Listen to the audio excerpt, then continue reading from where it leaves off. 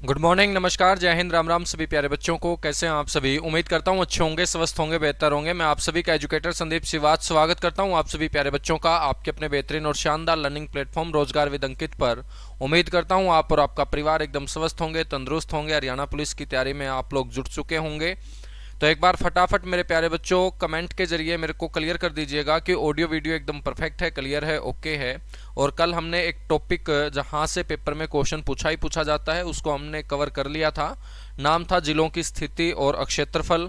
और मेरे बच्चों साथ के साथ मैं आप लोगों को हरियाणा सरकार के द्वारा जो हरियाणा के कुछ गांवों के नाम बदले गए 2015 के बाद, उन बदले हुए नए नामों के बारे में भी डिस्कस करवा रहा था। और आज हम जो एक नए टॉपिक की शुरुआत करेंगे उस टॉपिक का नाम होगा हरियाणा के प्रसिद्ध मंदिर। और मंदिरों से भी आप लोगों ने देखा होगा कि पेपरों के अंदर क्वेश्चन पूछा ही पूछा जाता है। सभी को गुड मॉर्निंग भाई, सभी को नमस्कार। सुमन, अमन कुमार, मोनी, नवीन कुमार, बीपी यादव, सागर, सोना, ठीक है भाई, जितने भी सोना, मोना, चुन्नू मुन्नू जुड़े चुके हैं सभी का स्वागत है। और जितना भी अभी तक मैंने आप लोगों को हरियाणा जीके में कवर करवाया है, उम्मीद करता हूं कि आपके अच्छे से चीजें समझ में आई होंगी। कुछ आपको हरियाणा जीके में नया सीखने को जरूर मिल रहा होगा। मेरे बच्चों देखिएगा, कल लास्ट में हमने बात की थी कि हरियाणा के जो गांवों के नाम बदले गए 2015 के बाद, क्योंकि एक लड़की ने मेरे बच्चों नरेंद्र मोदी को चिट्ठी लिखी थी कि हमारे गांव का जो नाम है ना उसको लेने में हमें खुद ही शर्मिंदगी महसूस करनी पड़ती है। तो आपसे रिक्वेस्ट है कि हरियाणा सरकार को बोलकर हमारे गाँव का नाम बदलवाइएगा। और वो गांधा गाँव की लड़की थी मेरे बच्चों, जो फतेहबाद डिस्ट्रिक्ट का गाँव है, पेपर में पूछा गया। और इसका जो नाम बदलकर अब क्या कर दिया गया है, अजीत नगर कर दिया गया है। कुत्ताबड़ गाँव है सिरसा के अंदर, जहाँ कुत्ते बहुत ज्यादा थे, जिसके कारण बच्चों इसका नाम कुत्ताबड़ पड़ा था। और कुत्ताबड़ से अब इसका नया नाम कर दिया गया है प्यार नगर। कुतियावाली गांव के बारे में भी मैंने आपको बताया था कि इसका नया नाम जो है वो शहजादपुर कर दिया गया है। चमारखेड़ा गांव हिसार डिस्ट्रिक्ट का गांव था, अब इसका नया नाम सुंदरखेड़ा है। दुर्जनपुर गांव जो भिवानी के अंदर है अब जाना जाता है सज्जनपुर के नाम से। और बोंडसी जो गांव है गुरुग्राम में, जहां पर हमारा बच्चों आरटीसी सेंटर भी है, हरियाणा पुलिस का ट्रेनिंग सेंटर भी है, उसका नाम भुवनेश्वरी किए जाने की जो मंजूरी है वो मिल चुकी है। इसके अलावा कुछ और गांव हैं जिसमें बच्चों आपको ध्यान रखना है। मुस्तफाबाद, मुस्तफाबाद, साथ के साथ आप लोग कवर तो कर रहे होंगे ना है बच्चों? पक्की बात होगी, कहीं मैं विश्वास कर लूं तुम लोगों पे इतना और उसके बाद फिर मेरे को तुम रिजल्ट ही ना दो। ऐसा तो नहीं होगा ना कि जितनी मेहनत मैं आप लोगों के लिए कर रहा हूँ, नए नए नाम आप लोगों के लिए लेके आ रहा हूँ, तो मेरे बच्चों मज़ा तभी है जब पेपर में यहाँ से पूछे जाने के बाद क्वेश्चन आप ठीक करोगे। मुस्तफाबाद का जो नाम है, मुस्तफाबाद यमुनानगर डिस्ट्रिक्ट का हिस्सा है और इसका नया नाम क्या कर दिया गया है, सरस्वती नदी के ऊपर सरस्वती नगर कर दिया गया है। ठीक है, तो मुस्तफाबाद कौन से डिस्ट्रिक्ट का है बच्चों हिस्सा? यमुनानगर का। तो ब्रैकेट में मैं आप लोगों को डिस्ट्रिक्ट भी बता के चल रहा हूं ताकि आपको रटना ना पड़े। मुस्तफाबाद के बाद यमुनानगर का एक और कस्बा जिसका नाम है खिजराबाद।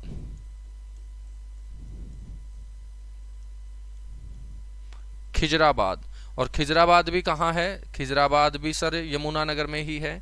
और इसका नया नाम क्या कर दिया गया है बच्चों? इसका नया नाम कर दिया गया है सर प्रताप नगर।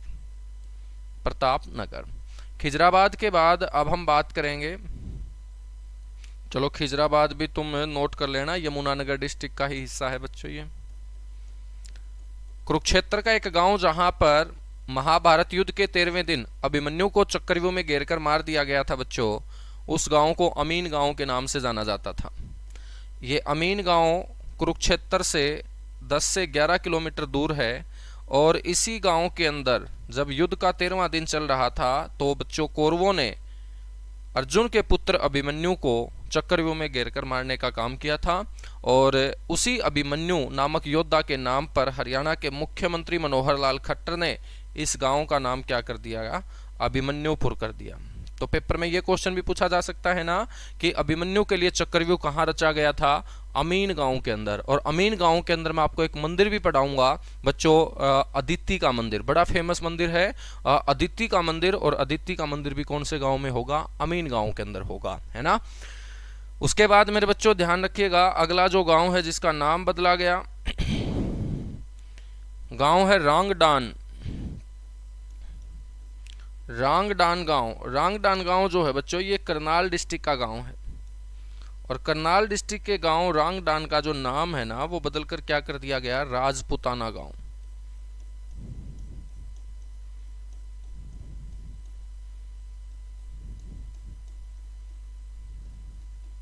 क्या कर दिया गया बच्चों, राजपुताना गांव कर दिया गया। एक और गांव है जीमरी, यह भी करनाल डिस्ट्रिक्ट का गांव है। और जीमरी गांव का नाम कर दिया खेड़ा जोली। जीमरी गांव का नया नाम क्या कर दिया, खेड़ा जोली। ये भी करनाल डिस्ट्रिक्ट का गांव है मेरे बच्चों, जीमरी भी करनाल डिस्ट्रिक्ट का ये गांव है। ठीक है, तो ये कुछ गांव के नाम आप याद रख लेंगे। इसके अलावा एक दो और मैं आपको बताऊं, एक गांव है मखोशोराज।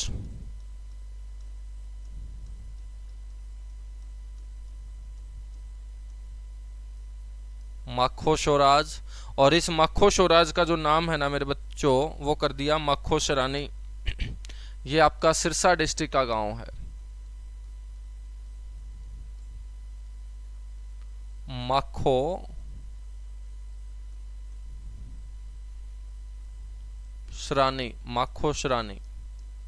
तो मखोशराज का नया नाम क्या है, मखोशरानी। ठीक है बच्चों, जो सांपला है जहां पर 24 नवंबर 1881 को पैदा हुए थे छोटू राम, रोहतक जिले का ये कस्बा है।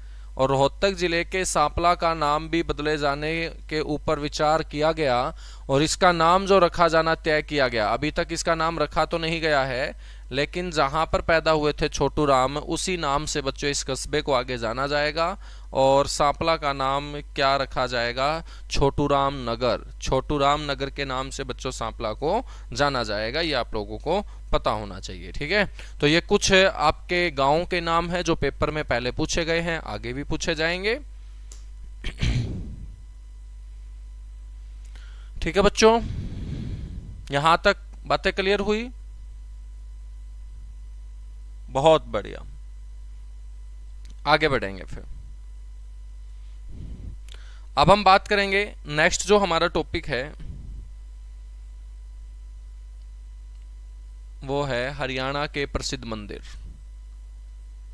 हेडिंग डालिएगा, हरियाणा के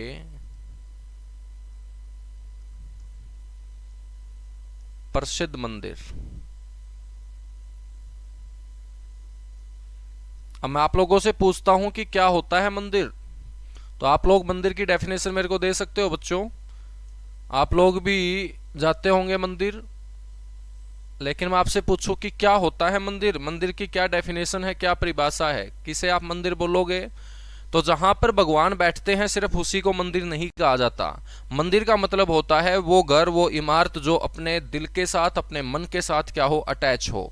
जो भी इमारत, जो भी घर हमारे मन के साथ अटैच होगा उसी को हम क्या बोलेंगे, मंदिर बोलेंगे। बच्चों जिस स्कूल में आप पढ़े होंगे वो स्कूल यदि आपके मन के साथ आज भी अटैच है तो वो आपका कौन सा मंदिर है, वो आपका शिक्षा का मंदिर है। किसका मंदिर है, शिक्षा का मंदिर। स्कूल को हम विद्या का मंदिर बोलते हैं ना। तो मेरे बच्चों मंदिर का मतलब सिर्फ भगवान वाला ही नहीं होता, मंदिर का मतलब होता है कि कोई भी इमारत जो हमारे मन के साथ क्या होती है, अटैच होती है। ठीक है, लेकिन यहां पर जो हम डिस्कस करेंगे ना, हम उन्हीं इमारतों को डिस्कस करेंगे जहां पर हमारी आस्था जुड़ी होगी। क्या जुड़ी होगी, आस्था जुड़ी होगी, जहां पर भगवान बैठे होंगे। तो बच्चों हरियाणा के अंदर 22 जिले हैं और 22 जिलों के अंतर्गत बहुत सारे गांव आते हैं और बहुत सारे शहर आते हैं। तो उन्हीं गांव और शहरों के अंदर जो जो मंदिर होंगे प्रसिद्ध, उन्हीं मंदिरों को हम डिस्कस करेंगे। ऐसा नहीं है कि हर मंदिर को डिस्कस करेंगे, लेकिन जो पेपर में पूछा जाएगा उसको जरूर डिस्कस करेंगे। तो सबसे पहले मेरे बच्चों बात करते हैं करनाल जिले के प्रसिद्ध मंदिरों की। तो जिला वाइज मैं आपको कवर करवाऊंगा ताकि आपको उस गांव का भी पता चल जाए कि ये गांव कौन से जिले का है। करनाल जिला। बच्चों करनाल जिले के अंदर जो सबसे प्रसिद्ध मंदिर है, जिसकी प्रसिद्धि बड़ी दूर दूर तक है, उसमें सबसे पहला मंदिर आपको ध्यान रखना है सीता माई मंदिर। सीता माई मंदिर। सीता माई मंदिर जो है बच्चों ये सीता माई गांव के अंदर है।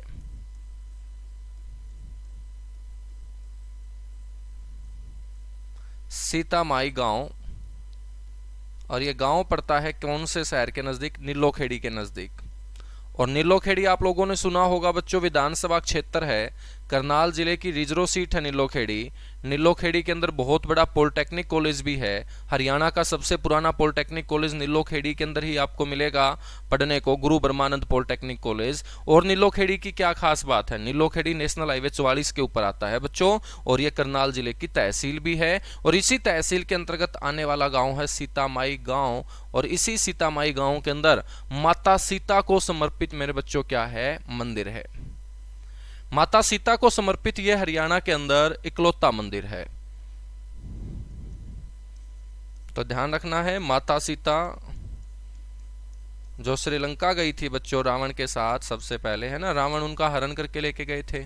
तो विदेश जाने वाली पहली महिला भारत की कौन होगी? माता सीता ही होगी। ठीक है, हालांकि मनमर्जी से तो नहीं गई थी, उनका अपहरण करके ले जाया गया था, लेकिन गई तो थी। तो विदेश जाने वाली पहली महिला माता सीता ही है। ठीक है, तो माता सीता को समर्पित, माता सीता को समर्पित हरियाणा में एकमात्र मंदिर है बच्चों। और जो एकमात्र होता है वो पेपर में पक्का पूछा जाता है। एकमात्र जो शब्द होता है ना, ये सबसे खतरनाक शब्द होता है जीके के अंदर, ये पेपर में पूछा ही पूछा जाता है। माता सीता के बारे में आप सभी जानते होंगे, भगवान श्री राम की पत्नी है मेरे बच्चों। और माता सीता को जब ठुकरा दिया जाता है भगवान श्री राम के द्वारा, तो माता सीता भटकते भटकते जंगलों में चली गई थी। और जिन जंगलों के अंदर बच्चों वो भटकी थी ना, उस जंगल को लाडवन जंगल के नाम से जाना जाता था। कौन से जंगल के नाम से जाना जाता था? लाडवन जंगल के नाम से। तो आपसे ये भी पूछ ले कोई कि माता सीता कौन से जंगल में भटकी थी? लाडवन जंगल के अंदर। और मेरे बच्चों इस लाडवन जंगल का जो विस्तार था ना, वो इसका विस्तार था बिहार से लेकर हरियाणा के कैथल तक। तो बिहार से लेकर कैथल के बीच बहुत सारी जगह के ऊपर आपको ये माता सीता को समर्पित मंदिर नजर आएंगे। ठीक है, बिहार में भी माता सीता के सम्मान में मंदिर है, यूपी में भी आपको नजर आ जाएगा। तो इसका जो जंगल का विस्तार था ना, वो बिहार से कैथल तक, कैथल अपने हरियाणा का क्षेत्र है बच्चों। और बताया जाता है माता सीता इसी जंगल के अंदर भटकते भटकते लास्ट में धरती के अंदर समा गई थी। ठीक है, ऐसा आपने पढ़ा भी होगा कि माता सीता को पृथ्वी ने क्या है? निगल लिया था। पृथ्वी के अंदर ही वो समा गई थी, धरती के अंदर ही वो समा गई थी। और जहां से मेरे बच्चों वो समाई थी ना, वो जगह ये मानी जाती है जहां पर ये मंदिर बना हुआ है। तो लाडवन जंगल जो कैथल तक फैला हुआ था, और कैथल के साथ साथ मेरे बच्चों करनाल वाला जो भाग है, यहां तक भी लाडवन जंगल था। और माता सीता भटकते भटकते जब धरती के अंदर समाई थी, तो वो धरती यहीं पर बताई जाती है। और जब लोगों को इस बात का पता चला, तो उन्होंने माता सीता के सम्मान में क्या बना दिया? यहाँ एक मंदिर बना दिया। और मेरे बच्चों उस जंगल को साफ करके जब माता सीता के सम्मान में यहाँ मंदिर बनाया गया, तो उस मंदिर के आसपास लोगों ने बसना स्टार्ट किया। और बसते बसते एक बहुत बड़ा क्षेत्र बनता चला गया, और उस क्षेत्र का नाम भी माता सीता के नाम पर सीता माई कर दिया गया। तो बच्चों इसीलिए इस गांव का नाम है सीता माई गांव। और यहां पर बना हुआ है प्राचीन सीता माई मंदिर, क्योंकि इसी जगह के ऊपर माता सीता धरती के अंदर समाई थी, ऐसा लोगों का मानना है। और माता सीता को समर्पित हरियाणा के अंदर एकमात्र मंदिर कौन से जिले के अंदर होगा? करनाल जिले के अंदर होगा। कहां होगा? करनाल जिले के अंदर। ठीक है, बहुत बढ़िया भाई, बहुत बढ़िया।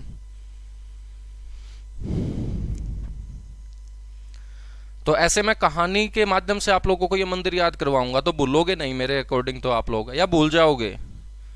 ऐसा दिमाग तो नहीं होगा ना तुम लोगों का कि कहानी सुनाने के बाद भी कोई चीज तुम भूल जाओगे बच्चों। ठीक है, तो हम रटवाने का काम नहीं करेंगे आपको, तो शिक्षा को आसान बनाने का काम करेंगे। और शिक्षा आसान कैसे होगी? जब चीज को समझा जाए कि कोई चीज घटित हो रही है तो वो कैसे घटित हुई होगी, किसी चीज का नाम जो है वो नामकरण उसका कैसे हुआ होगा बच्चों। उसके बाद हम बात करेंगे दूसरा जो प्रसिद्ध मंदिर है करनाल के अंदर, वो है झारखंडी शिव मंदिर।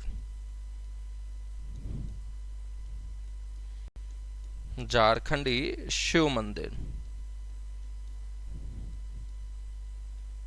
झारखंडी शिव मंदिर। बच्चों ये जो झारखंडी शिव मंदिर है ना, ये करनाल शहर में है। ये कहाँ है? करनाल शहर के अंदर है। और झारखंडी शिव मंदिर महाभारत काल का ही मंदिर है बच्चों। तो ये आपका प्राचीन महाभारत कालीन मंदिर है। महाभारत काल के समय का ये मंदिर है और बड़ी मान्यता वाला मंदिर है। जहाँ पर लोग ज़्यादा जाएंगे तो सीधी सी बात है वो मान्यता वाला होगा। तो प्राचीन महाभारत कालीन ये क्या होगा, आपका मंदिर होगा। बच्चों ये जो मंदिर है ना, ये आपको पता होना चाहिए कि सूर्य पुत्र कर्ण से संबंधित है। तो भगवान सूर्य और उनके जो पुत्र रहे कर्ण, जो माता कुंती को सूर्य के आशीर्वाद से प्राप्त हुए थे, वही पुत्र कर्ण कहलाता है, जो शादी से पहले मेरे बच्चों माता कुंती को प्राप्त हुए थे और समाज के भय के चलते उन्होंने उसको नदी के अंदर बहाने का काम किया था। तो सूर्य पुत्र कर्ण से ये क्या है, मंदिर संबंधित है। कैसे संबंधित है, तो मेरे बच्चों जो सूर्य पुत्र कर्ण है, जिनको दानवीर कर्ण भी कहा जाता है, तो दानवीर कर्ण उन्हें क्यों कहा जाता है, क्योंकि वो गरीबों को बहुत सारा सोना चांदी दान करने का काम किया करते थे। जब भी वो अपने पिता यानी कि सूर्य की आराधना किया करते थे, सूर्य की पूजा किया करते थे, तो सूर्य की पूजा किए जाने के बाद बच्चों वो गरीबों को दान देने का काम किया करते थे, इसीलिए उनको दानवीर कर्ण कहा जाता है। और यही दानवीर जो कर्ण है ना, ये मेरे बच्चों यहाँ आकर भगवान शिव की भी पूजा किया करते थे। तो इसी मंदिर के अंदर शिवलिंग जो है, उस शिवलिंग की पूजा करने का काम सूर्य पुत्र कर्ण किया करते थे और पूजा करने के बाद ही वो यहाँ पर लोगों को सोना और चांदी दान करने का काम किया करते थे। तो उसी समय से ये मंदिर जो है ना, बड़ा मान्यता वाला मंदिर है और करनाल शहर के बीचों बीच बना ये मंदिर प्राचीन झारखंडी शिव मंदिर के नाम से क्या है, जाना जाता है। ठीक है, समझ में आई बात? चलेगा, आगे बढ़ेंगे बच्चों। बहुत अच्छे, बहुत अच्छे। चलिएगा भाई। तो ये करनाल के अंदर सिर्फ 2 मंदिर याद रखने हैं। अब आप बोलोगे कि क्या सर करनाल के अंदर 2 ही मंदिर है? नहीं मेरे बच्चों, करनाल के अंदर हर चौक के ऊपर आपको मंदिर मिल सकता है। करनाल में बहुत सारे गांव हैं, उन गांवों के अंदर भी आपको 2-2, 3-3 मंदिर मिल सकते हैं। लेकिन मैं आपसे पूछूं कि एक भगवान शिव का मंदिर आपके गाँव में भी है, मेरे गाँव में भी है, और जितने बच्चे जुड़े होंगे सभी बच्चों के गाँव में भगवान शिव का मंदिर पक्का मिलेगा। और यह भी हो सकता है कि एक मंदिर ना हो, 2-2 मंदिर हो। तो अपने गाँव वाले मंदिर थोड़ी पूछे जाएंगे मेरे बच्चों। जो प्रसिद्ध मंदिर होंगे ना, जो फेमस मंदिर होंगे, जो भगवान का हेडक्वार्टर होगा, मतलब बजरंगबली का मंदिर आपके गांव में भी है, मेरे गांव में भी है, लेकिन बजरंगबली भगवान का जो हेडक्वार्टर है वो सालासर है मेरे बच्चों। तो अपने आसपास भगवान हनुमान का प्रसिद्ध मंदिर कौन सा हो जाएगा? फिर सालासर हो जाएगा। यानी कि माता शीतला का मंदिर आपके गांव में भी है, जो बच्चों की माता मानी जाती है, मेरे गांव में भी है, आपके गांव में भी है। लेकिन अपने हरियाणा में माता शीतला का हेडक्वार्टर कहाँ है? गुरुग्राम में। तो माता शीतला का मंदिर जब पूछा जाएगा तो ना तो आपका गांव आंसर बनेगा, ना मेरा गांव आंसर बनेगा। तो मेरे बच्चों आंसर क्या बनेगा? जो माता शीतला का हेडक्वार्टर होगा। हेडक्वार्टर समझते हैं ना, मुख्यालय, समझ में आई बात? तो मेरे बच्चों वो कहाँ होगा फिर आपका? वो होगा सर गुरुग्राम के अंदर। 1-2 बच्चे ने बोला है कि सर अदिति का मंदिर। मेरे बच्चों अदिति का मंदिर करनाल में नहीं है। किताबों के अंदर लिखा मिलेगा अदिति का मंदिर करनाल में, जो बड़ा गलत लिखा गया है। अदिति का मंदिर मेरे बच्चों कुरुक्षेत्र में है। अदिति का मंदिर अमीन गांव में है, और अमीन गांव मैंने कहां पढ़ाया आपको? कुरुक्षेत्र में पढ़ाया है, जहां पर अभिमन्यु को चक्रव्यूह में घेर कर मारा गया था। तो मेरे बच्चों अदिति का मंदिर करनाल में नहीं करना है, कुरुक्षेत्र में करना है। लेकिन अदिति का मंदिर पूछ लिया जाए, कुरुक्षेत्र ऑप्शन में नहीं है, तो बच्चों जब कुरुक्षेत्र ऑप्शन में है ही नहीं तो हम आंसर क्या देंगे? जहां से कुरुक्षेत्र की जमीन निकली होगी, और कुरुक्षेत्र जिला किससे बना है? करनाल से। तो कुरुक्षेत्र ऑप्शन में नहीं होगा, तब आप अदिति का मंदिर करनाल में बोल सकते हो, वरना अदिति का मंदिर आज हम बात करें तो अमीन गांव में है, और अमीन गांव कुरुक्षेत्र का हिस्सा है, करनाल का हिस्सा नहीं है। ठीक है बच्चों? हाँ, ऐसे तो हर जगह भगवान हनुमान के मंदिर मिलेंगे, लेकिन हेडक्वार्टर पूछे जाएंगे। हेडक्वार्टर का मतलब फेमस जो टेम्पल होंगे। करनाल के बाद हम बात करते हैं फिर दूसरा जो जिला है, गुरुग्राम। अब गुरुग्राम जिले के हम मंदिर पढ़ेंगे तो सिर्फ 2-2, 3-3 मंदिर, या जिस जिले में बच्चों 4-5 इंपॉर्टेंट होंगे वो हम पढ़ेंगे। और यकीन करना, भरोसा करना आप कि जितने मंदिर मैं पढ़ाऊंगा ना, वहां से एक भी मंदिर आपका बाहर नहीं जाने वाला। कहीं तुम्हें लगे कि सर हमारे गांव वाला मंदिर तो लिखवाया ही नहीं, हमारे गांव वाला पूछा जा सकता है। तुम्हारे गांव वाला नहीं पूछा जाएगा भाई, जो पूछा जाएगा वो मैं बताऊंगा, और जितना बोर्ड पे लिखूं बस उसको कवर करते जाना। गुरुग्राम जिला, गुरुग्राम जिले के अंदर सबसे प्रसिद्ध जो मंदिर है बच्चों, वो है आपका माता शीतला मंदिर।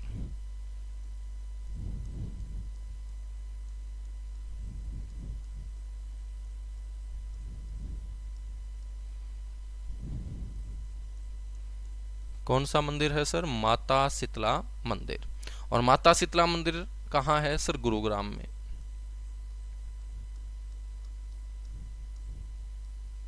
गुरुग्राम में।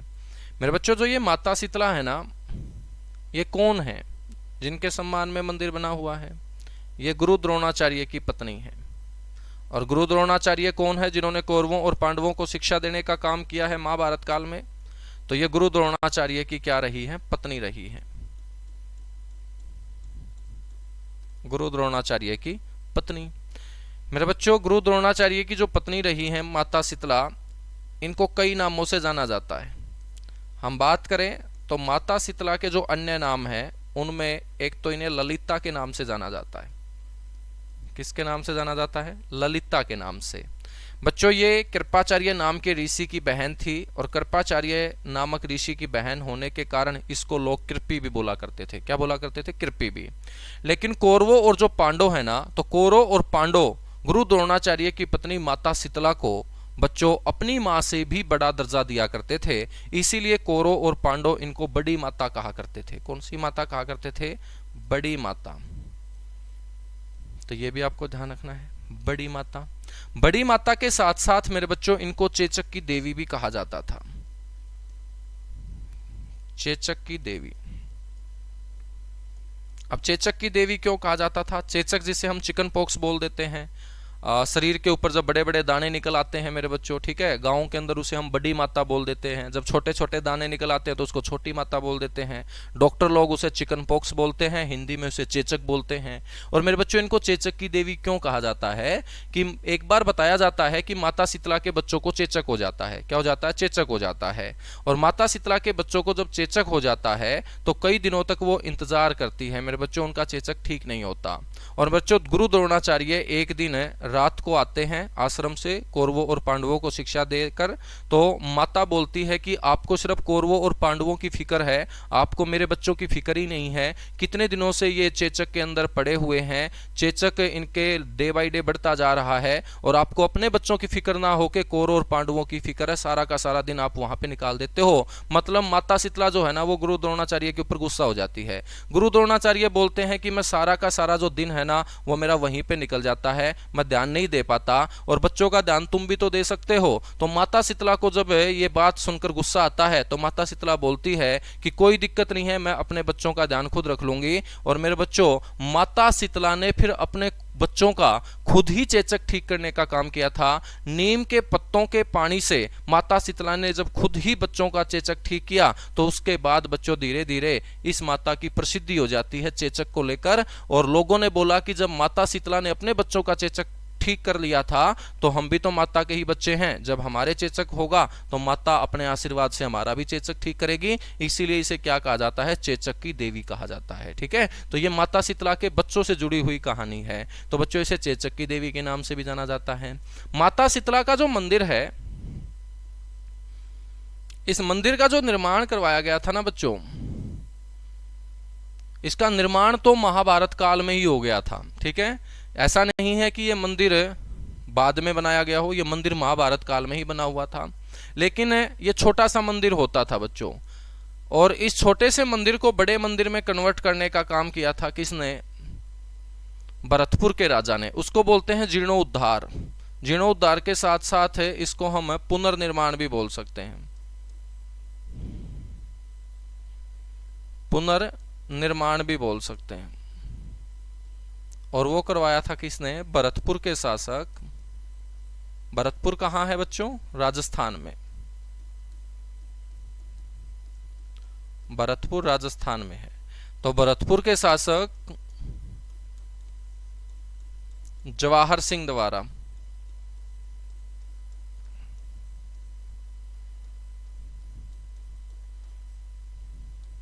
जवाहर सिंह द्वारा। अब ये कहानी मैं आपको सुना देता हूं छोटी सी। माता शीतला का मंदिर जो है, जो आज हम गुरुग्राम में पढ़ते हैं, पहले ये जो मंदिर था ना बच्चों, ये केशवपुर गांव के अंदर था। पहले जो ये मंदिर होता था माता शीतला का मंदिर, वो कौन से गांव में होता था? केशवपुर गांव। और ये केशवपुर गांव है दिल्ली के अंदर।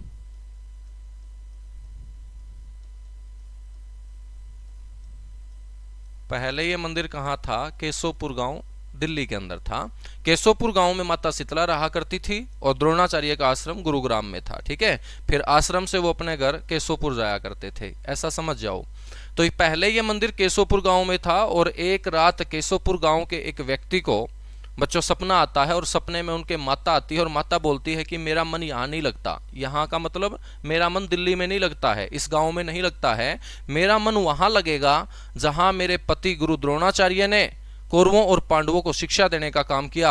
घर से ज्यादा तो वो आश्रम में रहा करते थे और उनका आश्रम कहाँ था? गुरुग्राम के अंदर। तो उन्होंने बोला कि मेरी जो ये मूर्ति है ना, इस केशवपुर गांव से उठा के आप कहाँ स्थापित करवा दो? आप स्थापित करवा दो कहाँ पर? गुरुग्राम के अंदर। और उस व्यक्ति के सपने में जब माता आके इस प्रकार का वाक्य बोलती है तो सुबह ही वो गाँव के लोगों को बोलता है और गाँव के लोगों ने फिर माता शीतला को नाराज नहीं किया और माता शीतला की मूर्ति को बच्चों स्थापित कर दिया कहाँ? जहां आज ये मंदिर बना हुआ है गुरुग्राम के अंदर। लेकिन वहां पर एक मूर्ति, छोटी सी मूर्ति रख दी गई और मेरे बच्चों उस मूर्ति के ऊपर ही लोगों ने फिर उसको पूजना स्टार्ट कर दिया। लेकिन एक दिन उसी रास्ते से जहां पर वो छोटी सी मूर्ति रखी हुई थी, भरतपुर के शासक जवाहर सिंह गुजरते हैं और जवाहर सिंह माता के आगे मत्था टेकते हैं और मत्था टेकते हुए बोलते हैं कि माता, आपका जो लोगों ने मान सम्मान है ना, वो इतना नहीं दिया जितना आपका होना चाहिए, क्योंकि आप सबसे बड़े गुरु की पत्नी है, शीतला के नाम से आपको जाना जाता है, तो आपका इतना बड़ा दर्जा होना चाहिए कि छोटी सी मूर्ति की जगह आपका भव्य मंदिर बनना चाहिए। ठीक है, तो भरतपुर के राजा जवाहर सिंह ने बोला कि अभी तो माता मैं जल्दी में हूं, मेरा आगे एक युद्ध आ रहा है मुसलमानों के साथ, यदि मैं उस युद्ध को जीत जाता हूं आपके आशीर्वाद से, तो उस युद्ध के जीतने के बाद मैं वापिस आऊंगा और यहां पर एक भव्य मंदिर आपके मान सम्मान में बनाकर दूंगा। तो बच्चों माता ने आशीर्वाद दिया भरतपुर के शासक जवाहर सिंह को और वो अपना युद्ध जीत जाते हैं और युद्ध जीत जाने की खुशी में वो वापस यहां पर आकर उस छोटी सी मूर्ति को एक विशाल मूर्ति में और एक विशाल मंदिर में बच्चों बदलने का काम करते हैं। तो जो आज का मंदिर आप देखते हो, ऐसा मंदिर बनाने का श्रेय किसे देंगे? भरतपुर के शासक जवाहर सिंह को देंगे। ठीक है मेरे बच्चों, जवाहर सिंह राजस्थान से था, तो सीधी सी बात है कि ये जो मंदिर बनाया गया होगा ना, ये कौन से पैटर्न के ऊपर बनाया गया होगा?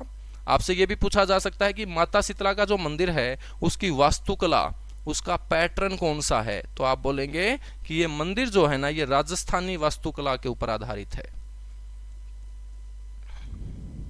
कौन सी वास्तुकला के ऊपर आधारित है? राजस्थानी वास्तुकला। तो आदमी जब राजस्थान का बनवा रहा है मंदिर, तो बच्चों वास्तुकला कोई गुजराती थोड़ी होगी, कौन सी होगी? राजस्थानी ही होगी। तो राजस्थानी वास्तुकला के ऊपर ये आधारित था। ठीक है, हम बात करें बच्चों कि ये जो मंदिर है माता शीतला का मंदिर,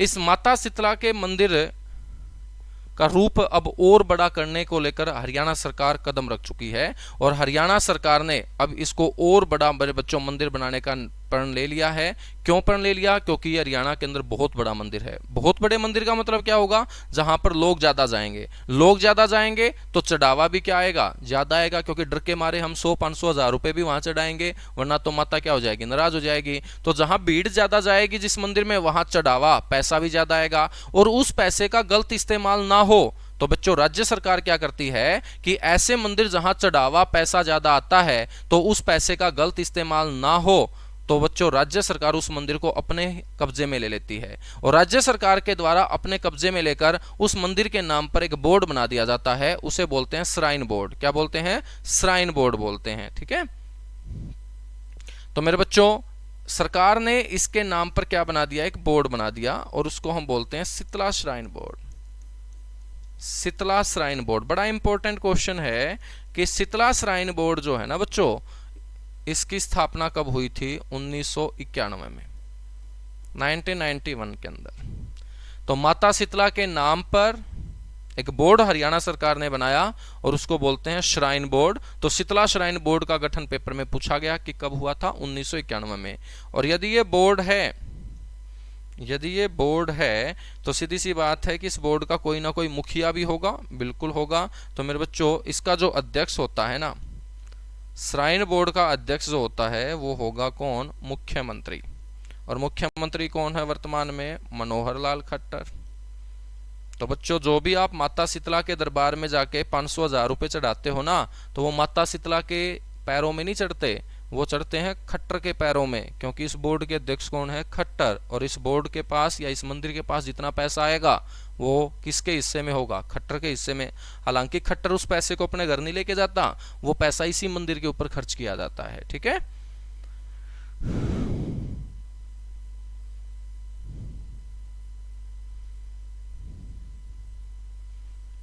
अच्छा, थोड़ा सा हम नीचे लिख दें, चलेगा? हम इसको थोड़ा सा नीचे ही खींच देंगे भाई। ठीक है।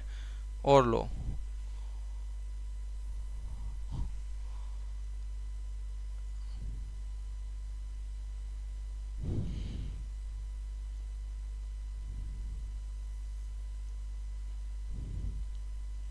ये लीजिएगा भाई।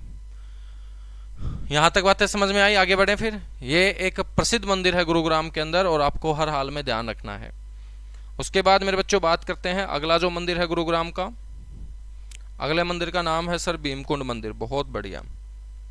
जितनी भी बातें बता रहा हूं एक बात भी भूल मत जाना बच्चों, पेपर में बड़ी काम आएंगी ये। भीमकुंड मंदिर, भीमकुंड मंदिर। मेरे बच्चों ये जो भीमकुंड मंदिर है ना, ये गुरुग्राम में ही है, गुरुग्राम में। और भीमकुंड मंदिर आपसे पूछ ले किसको समर्पित है? अब कोई भी मंदिर है, सीधी सी बात है, वहां पर भगवान बैठे होंगे। अब भीमकुंड के अंदर भीम थोड़ी बैठे हैं। ऐसा थोड़ी है कि भीम जो है बच्चों, महाभारत के अंदर जो भीम हुआ वो भगवान थे, कोई उनकी पूजा करते होंगे। अब ये भीमकुंड मंदिर है, इसका नाम भीम के नाम पर जरूर पड़ा। और इसका नाम भीम के नाम पर इसलिए पड़ा क्योंकि यहाँ पर एक कुंड है। कुंड का मतलब एक तालाब। और महाभारत काल में कौरवों और पांडवों को शिक्षा देने का काम गुरु द्रोणाचार्य जिस आश्रम में किया करते थे, तो मेरे बच्चों दिन में शिक्षा होने के बाद उनको कुछ समय खेलने का भी दिया करते थे। और जब कौरव और पांडव खेलते थे तो उनका सबसे फेवरेट जो गेम होता था ना, वो फुटबॉल होता था। और फुटबॉल में रोनाल्डो जो था ना उस समय, वो भीम होता था, क्योंकि ताकतवर था मेरे बच्चों। और जब भी फुटबॉल लुढ़कते लुढ़कते भीम के पास आती थी तो भीम बहुत खतरनाक तरीके से किक मारता था। और किक मार के उस फुटबॉल को बच्चों पास में बने हुए कुंड के अंदर गिराने का काम करता था। तो भीम के द्वारा इस कुंड में बार बार फुटबॉल गिराई जाती थी किक मार के। और उस फुटबॉल को भीम निकलवाता था किससे? कौरवों से। क्यों निकलवाता था? क्योंकि ताकतवर था मेरे बच्चों। ठीक है। वरना कौरवों की वो कुटाई किया करता था। तो जो भी कौरव लाने के लिए मना कर देता था फुटबॉल, तो फिर वो पकड़ के क्या करता था? उसकी कुटाई करता था। इसलिए भीम के द्वारा बार बार किक मार के जिस कुंड के अंदर फुटबॉल पहुंचाई गई, उस कुंड को प्रसिद्धि मिल जाती है किसके नाम से? भीम के नाम से। और इसको बोलते हैं भीम कुंड। क्या बोलते हैं? भीम कुंड। बाद में मेरे बच्चों इसी कुंड के आसपास एक मंदिर बनवा दिया गया और इसको लोगों ने भीमकुंड मंदिर बोलना शुरू कर दिया। लेकिन मंदिर के अंदर तो भगवान बैठे होंगे ना, तो यहां पर कौन से भगवान बैठे हैं? भगवान शिव बैठे हैं। कौन बैठे हैं? भगवान शिव। तो महाभारत में रोनाल्डो कौन था? महाभारत में रोनाल्डो भीम था। तो ये ध्यान रखना है आपको कि ये भगवान शिव को समर्पित है। नाम इसका भीम के नाम पर जरूर है। और क्यों इसका नाम पड़ा वो मैंने आपको बता दिया। तो ये भगवान शिव को क्या होगा बच्चों? समर्पित होगा। भगवान भोलेनाथ सबसे बड़े भगवान हैं, सबसे बड़े भगवान हैं। ठीक है। बिल्कुल। चिट्टा मंदिर पूछा है, वो हम बात करेंगे भाई। ठीक है। चिट्टे का मतलब सफेद होता है। और भगवान हनुमान का रंग आप लोगों ने लाल देखा होगा। सफेद हनुमान देखना है तो मैं तुम्हें यमुनानगर लेके चलूंगा। यमुनानगर के अंदर पढ़ाऊंगा चिट्टा मंदिर, सफेद हनुमान मंदिर, सारी की सारी चीजें करेंगे। ठीक है बच्चों, चलेगा। फिर आगे बढ़ेंगे। फिर इसके बाद अगला जो मंदिर है गुरुग्राम में, आ जाओ, एकलव्य मंदिर। बहुत अच्छे।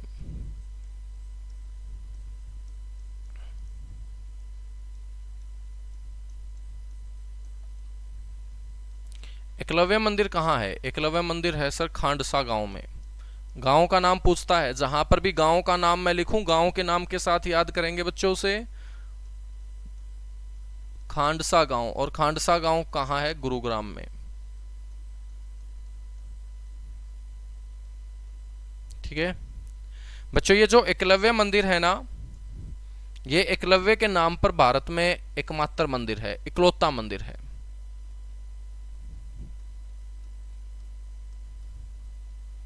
तो एकलव्य के सम्मान में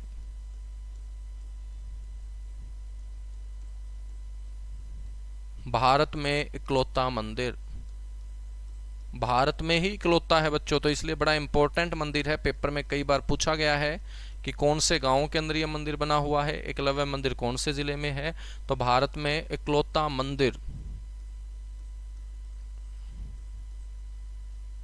अब एकलव्य मेरे बच्चों कोई भगवान थोड़ी थे जिनके सम्मान में मंदिर बनवा दिया गया, लेकिन जब लोगों ने एकलव्य की कहानी सुनी ना, तो लोगों ने बोला कि भाई वो किसी भगवान से कम भी नहीं थे। इसलिए खांडसा गांव के लोगों ने यहाँ इस मंदिर का निर्माण किया और एकलव्य के सम्मान में बनाया गया ये भारत में इकलौता मंदिर है।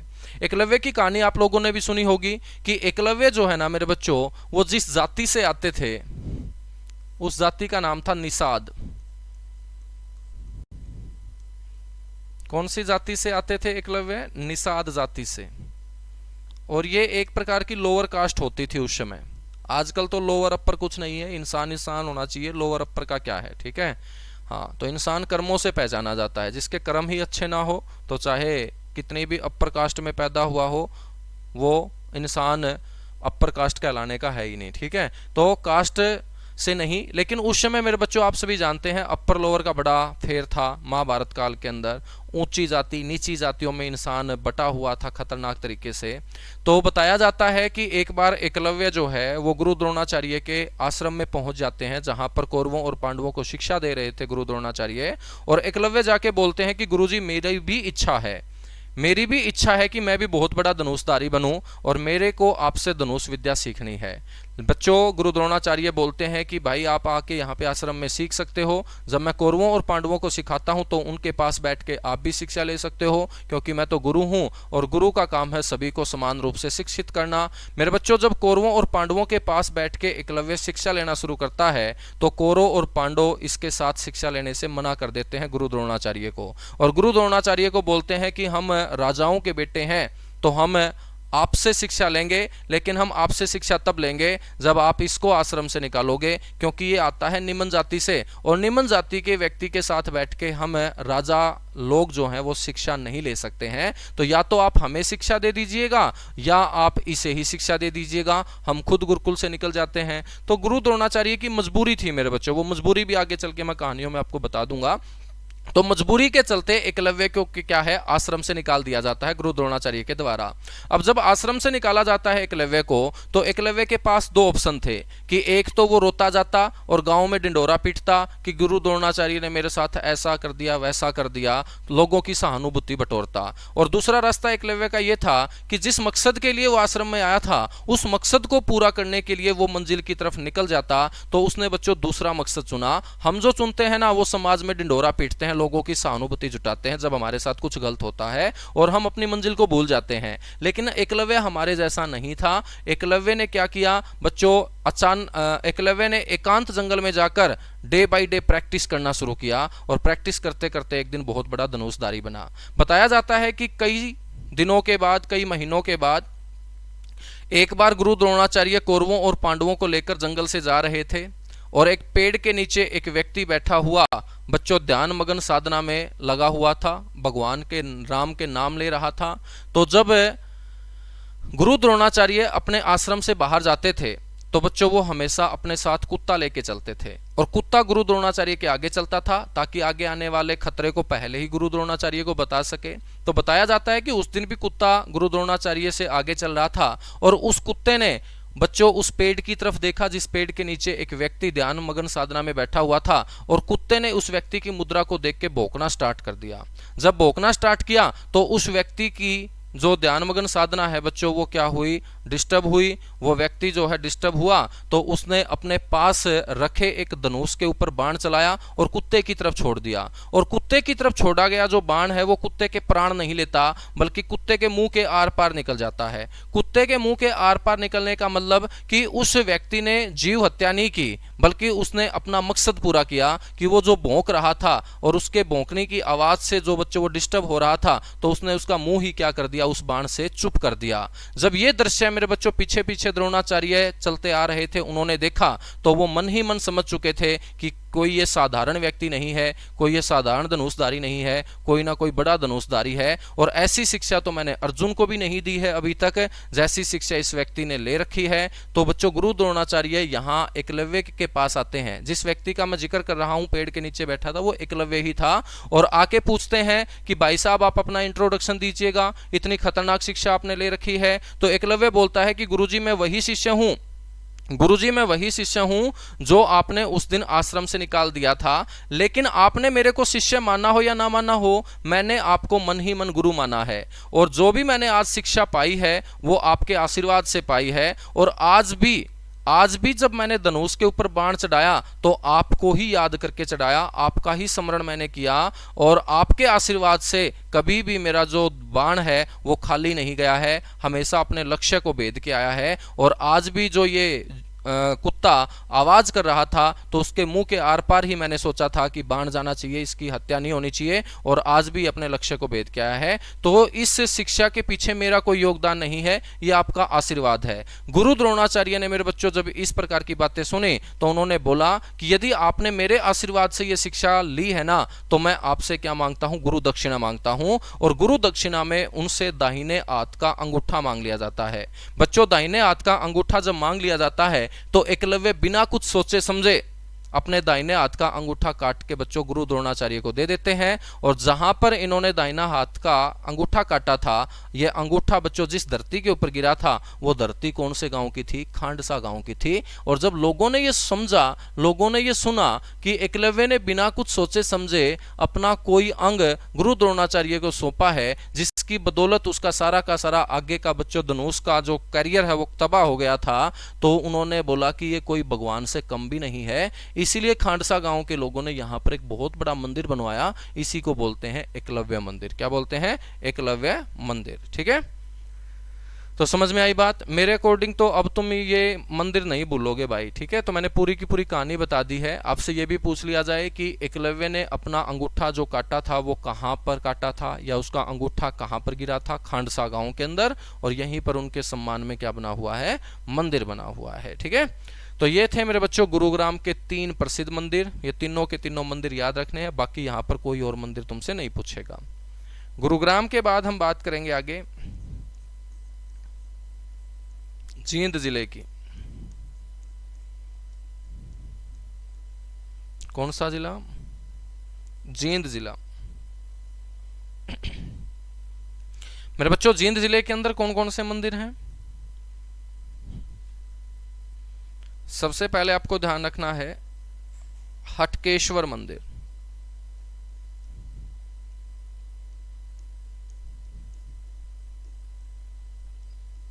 कौन सा मंदिर? हटकेश्वर। और हटकेश्वर मंदिर जो है ना बच्चों, ये कौन से गांव में है? हाट गांव के अंदर। हाट गांव के अंदर हटकेश्वर जो मंदिर है ये भी भगवान शिव को समर्पित है।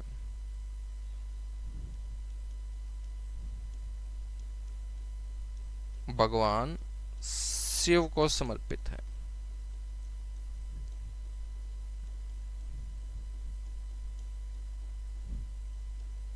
सेकंड जो मंदिर है मेरे बच्चों वो है पांडु पिंडारा मंदिर।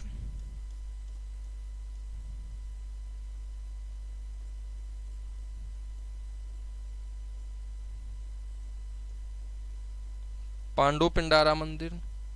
और ये पांडु पिंडारा मंदिर भी आपका कहाँ होगा? पांडु पिंडारा में होगा। और मैंने आपको बताया था मेरे बच्चों कि पांडवों ने अपने पूर्वजों के पिंडदान करने का काम जहां पर किया था वो जगह कौन सी थी? पांडु पिंडारा ही थी। और ये पांडु पिंडारा कहाँ है? जींद के अंदर है। जींद के अंदर है। मैंने आपको ये भी बताया था कि महाभारत युद्ध में जाने से पहले पांडवों ने बच्चों युद्ध में अपनी जीत को सुनिश्चित करने के लिए यहाँ पर एक मंदिर बनवाया था। और वो विजय का प्रतीक माने जाने वाली जयंती नाम की माता के नाम पर, तो उसका नाम है विजय जयंती देवी मंदिर। विजय जयंती देवी मंदिर। और ये जो विजय जयंती देवी मंदिर है ये प्रॉपर बच्चों जींद के अंदर है।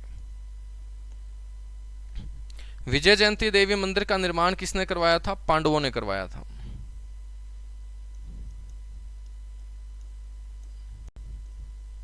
इस मंदिर का निर्माण किसने करवाया था? पांडवों द्वारा।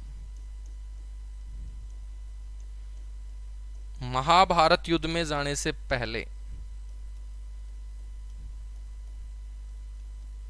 महाभारत युद्ध में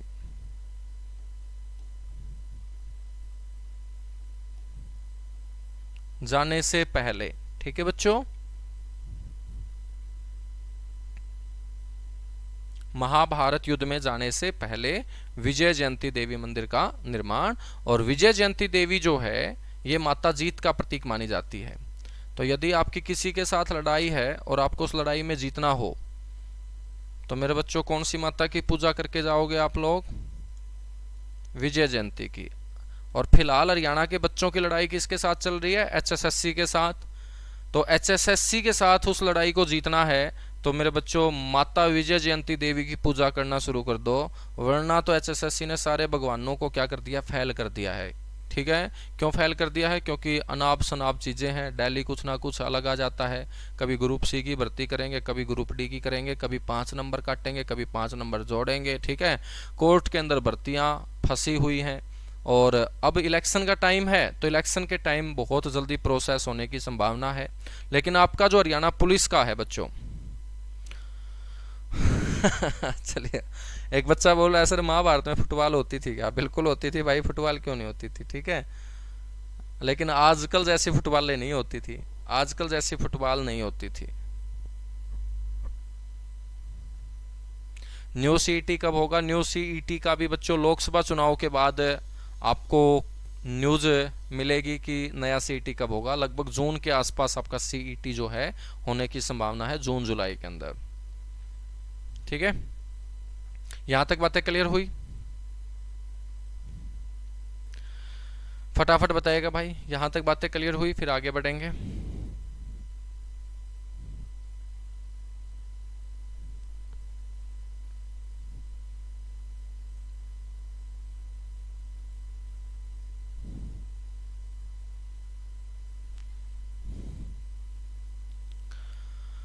चलेगा, नेक्स्ट मंदिर पढ़े फिर। जींद का जो नेक्स्ट मंदिर है बड़ा फेमस है, नाम है सर उसका क्या? रानी तालाब। कौन सा मंदिर है ये? रानी तालाब मंदिर। बच्चों जो ये रानी तालाब मंदिर है ना, इसी रानी तालाब मंदिर को हम क्या बोलते हैं? बुतेश्वर मंदिर बोलते हैं।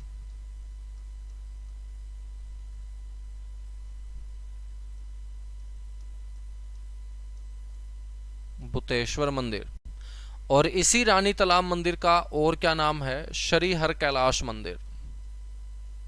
हर हर महादेव, तो समझ जाओगे तुम कैलाश पर्वत के ऊपर कौन से भगवान बैठते हैं? शिव।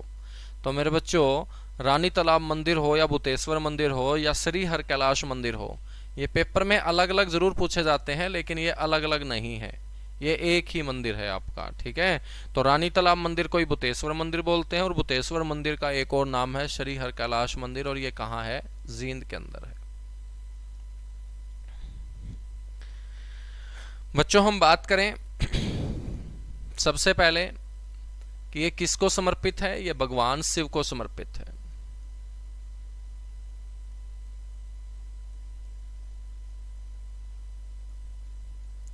किसको समर्पित है ये? सर भगवान शिव को ये समर्पित है। श्री हर कैलाश, रानी तालाब मंदिर या बुतेश्वर मंदिर। अब आपके दिमाग में आएगा कि सर इसका नाम रानी तालाब क्यों पड़ा? तालाब का मतलब क्या होता है? जोड़ है मेरे बच्चों एक प्रकार का। और जींद क्या रही है? एक रियासत रही है। तो जींद रियासत का एक राजा हुआ और उस राजा ने अपनी रानी के स्नान करने के लिए, पहले रानी जो है ना वो बाथरूम में नहीं नहाती थी, रानी जोड़ में नहाया करती थी बच्चों, तालाबों में नहाया करती थी। ठीक है, क्योंकि बहुत बड़े बड़े उनको क्या चाहिए थे उस समय? स्विमिंग पूल चाहिए थे। तो आज तो स्विमिंग पूल बोलते हैं, उस समय ये इनको क्या बोलते थे? तालाब। ठीक है, तालाब ही स्विमिंग पूल है, बाकी कुछ नहीं है मेरे बच्चों। तो जींद रियासत के जो शासक हुए एक, जिनका नाम था राजा रघुवीर सिंह चौधरी, तो राजा रघुवीर सिंह चौधरी ने अपनी पत्नी के स्नान स्नान करने के लिए यहाँ पर एक क्या बनाया था, तालाब बनवाया था, और उसी तालाब को हम बोलते हैं रानी तालाब। क्या बोलते हैं, रानी तालाब। तो सर फिर यहाँ मंदिर का क्या मैटर हुआ मेरे बच्चों। जींद की रियासत के जो शासक हुए हैं राजा रघुवीर सिंह चौधरी, राजा रघुवीर सिंह चौधरी का एक बार मन हुआ कि मैं अमृतसर के अंदर बने हुए गोल्डन टेम्पल स्वर्ण मंदिर को देख के आऊं। लेकिन बच्चों उस समय जो अमृतसर के शासक हुआ करते थे, तो अमृतसर के शासकों ने क्या किया था कि जींद रियासत के शासकों के ऊपर अमृतसर में एंट्री पर बैन लगा दिया था कि कोई भी जींद रियासत का जो शासक होगा ना, वो इस पवित्र जगह के ऊपर पैर नहीं रखेगा, गोल्डन टेम्पल के अंदर पैर नहीं रखने दिया जाएगा, अमृतसर के अंदर उसको नहीं घुसने दिया जाएगा। क्यों नहीं घुसने दिया जाएगा? क्योंकि जींद रियासत के जो शासक हुए हैं ना, उन्होंने अंग्रेजों का साथ दिया है। 1857 की क्रांति का जिक्र करूं या उससे पहले का भी जिक्र करूं, तो ये जींद रियासत के शासक हमेशा किसका साथ दिया करते थे? अंग्रेजों का साथ दिया करते थे। और अंग्रेजों के साथ हमारा 36 का आंकड़ा था, तो अमृतसर के शासक ने बोल दिया कि ये अंग्रेजों के साथी हैं और किसी भी अंग्रेजों के साथी को इस पवित्र जगह के ऊपर एंट्री हम नहीं देंगे। तो राजा रघुवीर सिंह चौधरी को मेरे बच्चों जब इस प्रकार का मैसेज सुनने को मिलता है कि उनका मन है गोल्डन टेम्पल देखने का, लेकिन उनको अमृतसर में एंट्री ही नहीं दी जाएगी, तो गुस्से में वो बोल देते हैं कि जैसा आपने अमृतसर के अंदर मंदिर बना रखा है ना, ऐसा ही हम अपने जींद में भी बना सकते हैं। आपने जो मंदिर बना रखा है गोल्डन टेम्पल, वो एक तालाब के बीचों बीच है, और आपने देखा भी होगा गोल्डन टेम्पल को कि उसके चारों ओर पानी है। तो उन्होंने बोला कि तालाब के बीचों बीच मंदिर है, तो हमने तालाब तो बनवा ही रखा है रानी के स्नान के लिए, उसके बीचों बीच हम भी क्या बना देते हैं, मंदिर बना देते हैं, और वो भी गोल्डन टेम्पल का क्या हो जाएगा, एक प्रकार का एग्जाम्पल हो जाएगा, नमूना हो जाएगा। तो राजा रघुवीर सिंह चौधरी ने गुस्से में आके क्या किया था, इस तालाब के बीचों बीच एक मंदिर बना दिया था गोल्डन टेम्पल की तर्ज पे। लेकिन वो तो गोल्डन टेम्पल के आसपास भी नहीं है, आसपास ना हो लेकिन मंदिर तो बनवा ही दिया था। मेरे बच्चों इस मंदिर का जो निर्माण करवाया था ना, वो गुस्से में करवाया गया था, और गुस्सा आया था किसको? राजा रघुवीर सिंह चौधरी को। राजा रघुवीर सिंह चौधरी या राजा रघुवीर सिंह चौधरी लिख लो। राजा रघुवीर सिंह चौधरी द्वारा 18वीं सदी में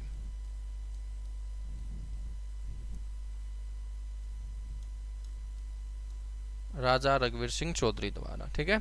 तो राजा रघुवीर सिंह चौधरी के द्वारा इसका निर्माण मेरे बच्चों करवाया गया था। और ये मंदिर जो है ना, ये कौन सी वास्तुकला के ऊपर आधारित है? वास्तुकला, पैटर्न, डिजाइन,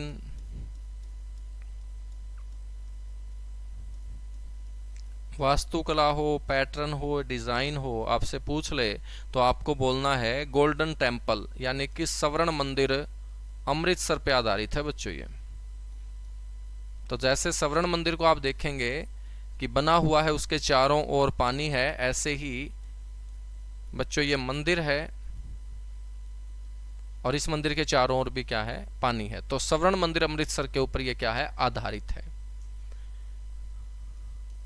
और ये इसीलिए बनाया गया था क्योंकि राजा रघुवीर सिंह चौधरी को गोल्डन टेम्पल देखने की अनुमति अमृतसर के शासकों ने नहीं दी थी, क्योंकि ये अंग्रेजों के साथी हुआ करते थे, ठीक है। तो जींद रियासत जो है वो थोड़ी सी बदनाम रियासत रही है, क्योंकि वो अंग्रेजों का साथ देने वाली रियासत रही है, अपने लोगों का साथ उन्होंने नहीं दिया था, ठीक है।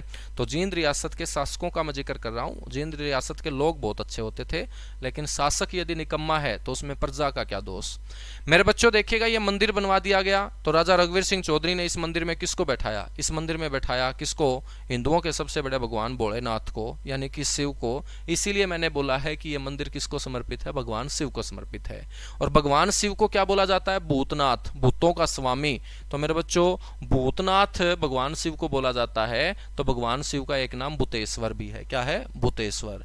एक मंदिर हरियाणा में पढ़ोगे भूतों का मंदिर, तो भूतों का मंदिर ऐसा नहीं कि उसमें भूत है, भूतों का मतलब है भगवान शिव से, क्योंकि भूतों के मालिक भूतनाथ किसे कहा जाता है? भगवान शिव को कहा जाता है। तो भूतेश्वर मंदिर भी किसको समर्पित होगा? भगवान शिव को ही समर्पित होगा मेरे बच्चों। और भगवान शिव इस मंदिर के अंदर बैठाए जाने के कारण इसका नाम क्या हो जाता है? भूतेश्वर। और भगवान शिव का स्थायी निवास कैलाश है, तो इसलिए इसे श्री हर कैलाश मंदिर के नाम से भी जाना जाता है, ठीक है।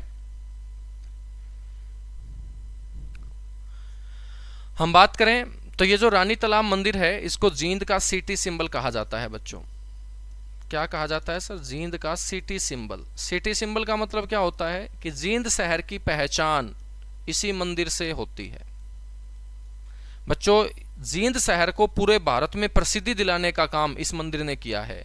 और कहीं पर भी तुम जाओगे, यदि रानी तालाब मंदिर नाम ले दोगे ना, तो सामने वाला अपने आप समझ जाएगा जींद की बात कर रहा है। क्यों? क्योंकि जींद का ये सिटी सिंबल है। अब इस मंदिर ने कैसे मेरे बच्चों जींद को पहचान दिलाई पूरे भारत में? तो 1970 में एक फिल्म आई थी। 1970 में बॉलीवुड की एक फिल्म आई थी बच्चों, और 1970 में बॉलीवुड फिल्म पवित्र पापी, फिल्म का नाम था पवित्र पापी, पवित्र भी और पापी भी, ठीक है बच्चों।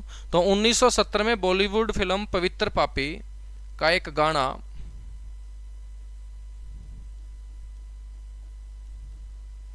इस मंदिर के पास शूट किया गया था। इस मंदिर के पास क्या किया गया था बच्चों? शूट किया गया था।